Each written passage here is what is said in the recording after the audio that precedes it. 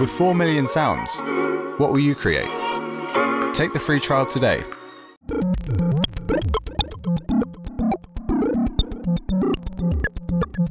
Hello YouTube, welcome to a new Scene Anatomy video from the Superbooth 20HE Home Edition. I'm here on the line with Quentin from Shakmat. How are you? Hello, fine. Hello everyone. Just a small precision. Quentin is my name on Facebook. My real name is François.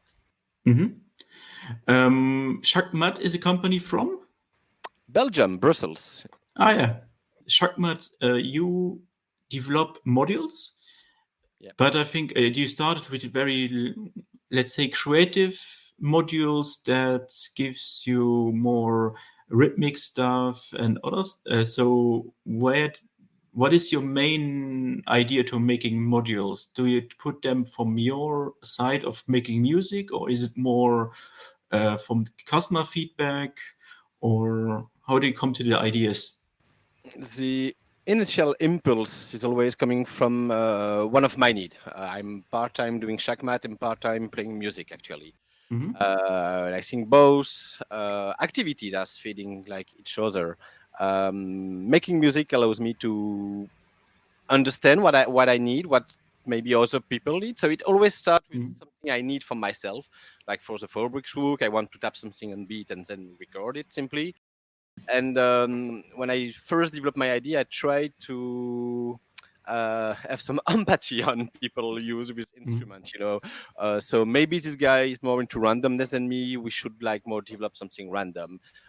Maybe for those person who like to do this kind of music, as there is this principle which is like used a lot in it, we should find something. So it's starting from my idea, but let's try to have a wider range of applications than just my idea. New modules, because we are Superbooth 20 Home Edition. So we have two new modules coming up. One is a Bard Quartet, the other one is a Dual Dagger. The Bard Quartet is a programmable quantizer. The Dual Dagger is a dual stereo filter. So let's start with the quantizer first. So the Bard Quartet has 4 channels, which can be edited thanks to the keyboard independently, meaning you can have completely different scales on each channels. A channel has also some properties we can enter in the menu, like octave switching, gating, trigger out, and transpose input assignation. So let me do a small turnaround of those 3 functions. So we have 3 input-output here on the panel, which are the trigger out, the gating, and the transpose. Let's start with the trigger out, which is a pretty easy function. The trigger out works that way. Each time the note is changing on the channel, it will deliver a trigger on the output. So each channel can be assigned or not to the trigger out, and the triggers will be summed up at the output of the module. The gating function works as a track and hold, meaning when the signal is high, the module is working normally. The inputs are quantized, and the quantize is going to the output. The quantizer is going to the output. When the gate is low, the input is like freeze, so the note is all at the output. It works a bit like a sample and all, but you can still decide when the gate is high to have a true following of your input. The last input is transpose, and the transpose can be assigned independently on each channels, independently and in different ways. So there is 3 ways to assign the transpose function. The first one is the octave, which works like a CV controllable octave switcher. The second one is the post-quantizing function, which means transpose will be quantized on semitone and will be summed up to the quantized version of the channel. So it means you can like transpose chromatically scales or work like in more modal way your harmony. The last option here is pre-quantizer, meaning simply the transpose and the quantized input will be summed up before quantizing. So even you're sending any word signal in your transpose function, everything will always stay on scale.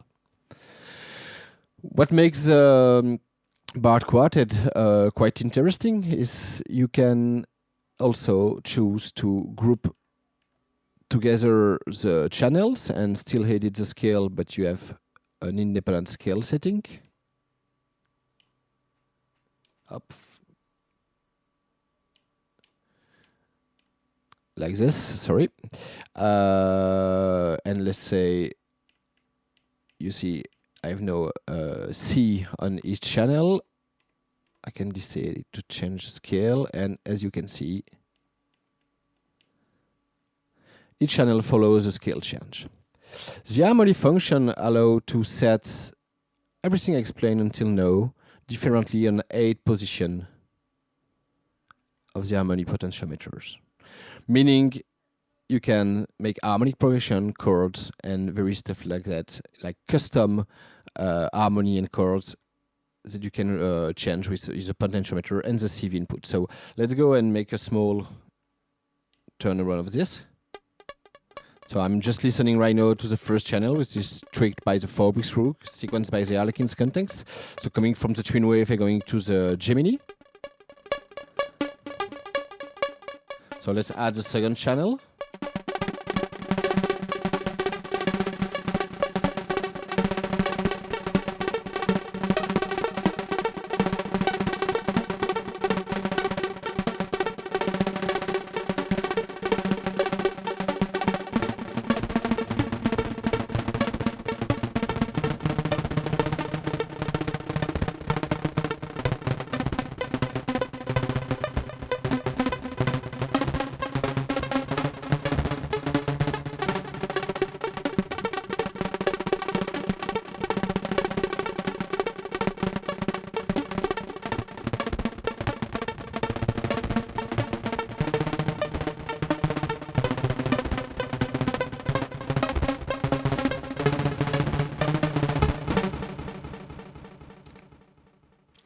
And with channel 3 and 4.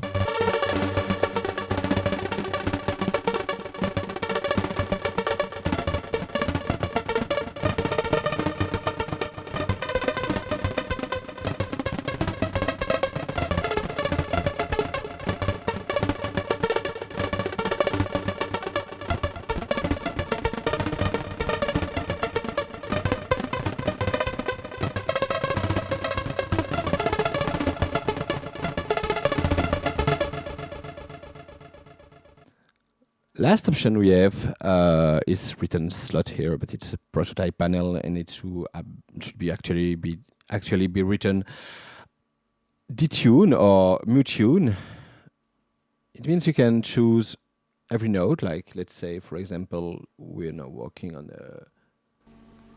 this note,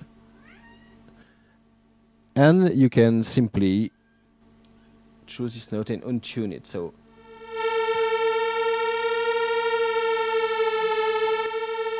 Like a band. You can individually edit differently each note for each channel individually.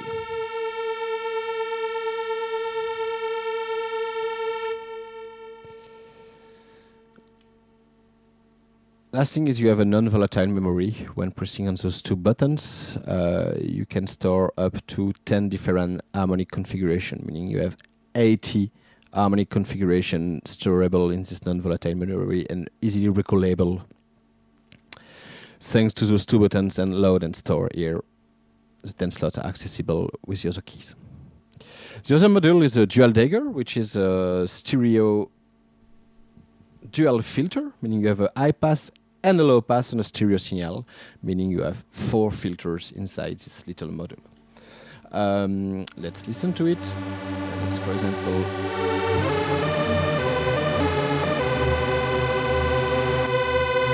put a simple chord, yeah. This is the high pass and this is the low pass. Both frequencies now are completely independent.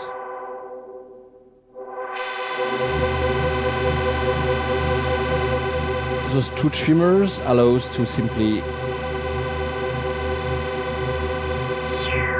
push resonance.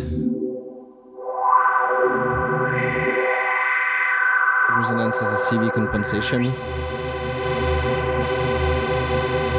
so you won't lose any low end when you're cranking up the resonance. filters are minus 24 dB per octave filters.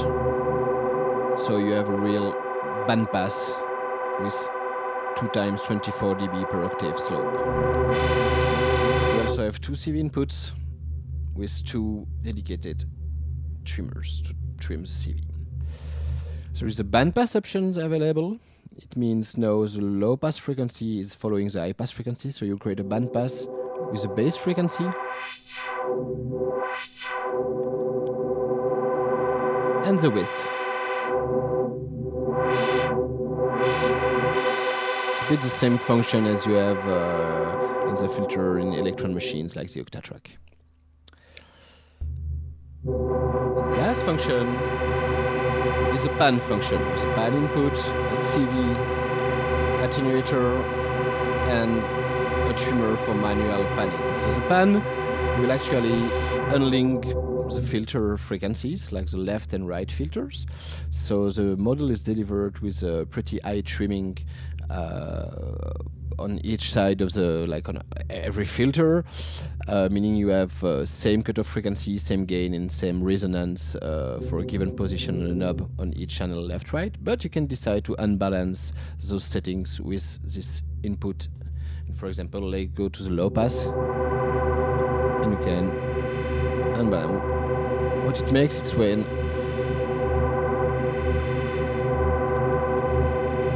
the input receives a positive signal, it will open the left filter and close the right filter according to the signal. When the signal is negative, it will close the left filter and open the right filter, as you can hear.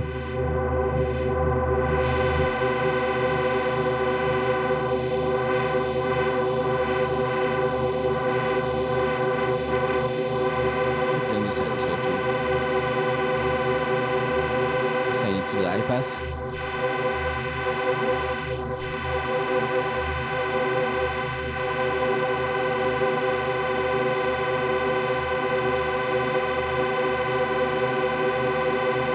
And use the bandpass function.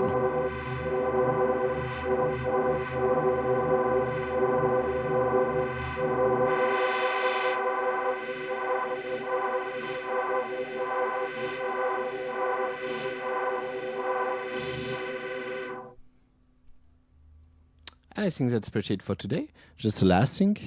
Let's listen to this filter because it was kind of specially designed to be at the end of a chain of like beat music modular system. Let's take some beat and let's listen to what's happening with this.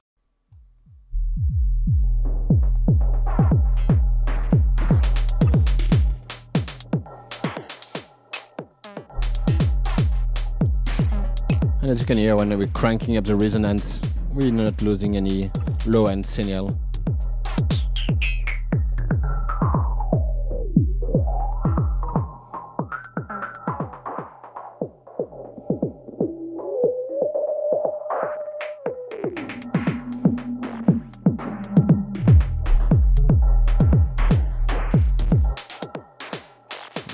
With a bandpass.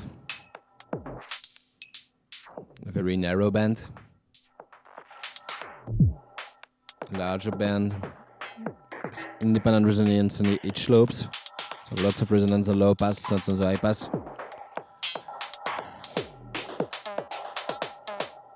And let's now play with the pan.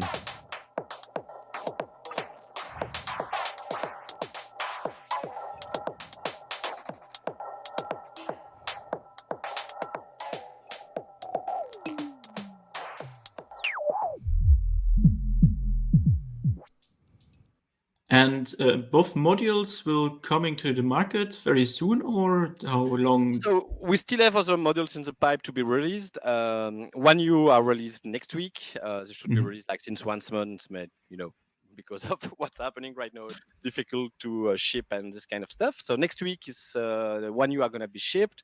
We're launching the ILUS series module, so it's a quadraphonic spatialization modules. We launch a production next month. We have the Harlequins coming after, and we should do the Harlequins and the Dagger at the same time. So the Dagger should be there around September. Okay. For the Quantizer, I'm afraid we are going to be maybe late fall or early winter because we have a lot of modules Okay. to release right now. So Bard Quartet is a bit for after. Dual Dagger should come very soon. Do you have prices already? A price range. The Dual Dagger should be priced a bit like the Gemini, I guess around 220. 220 for assemble module, but it will also be available as a kit for 200 and no, it was 169, I think, the kit for the Gemini, so it will be the same price. The Bard will be more in the 230, 250 range, I guess, like the other Quantizer, like the other 4-channel Quantizer. It's a very cool quantizer for the Eurorack world. When I hope you got still a good Superbooth 20 home edition, even it's not in Berlin. And still we're seeing other people. Because you will now switch to the next stream after mine. In 9 minutes I have to go to the next stream. Yeah, exactly. Okay. Thank you. Thank you a lot. Thanks Anatomy, and take care. Thank you. You too.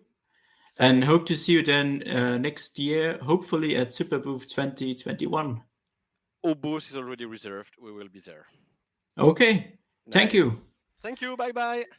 And big thanks for watching. And if you have a comment, if you have questions, leave them in comments below. Big thanks and see you soon in our next Superbooth 20 videos. Bye.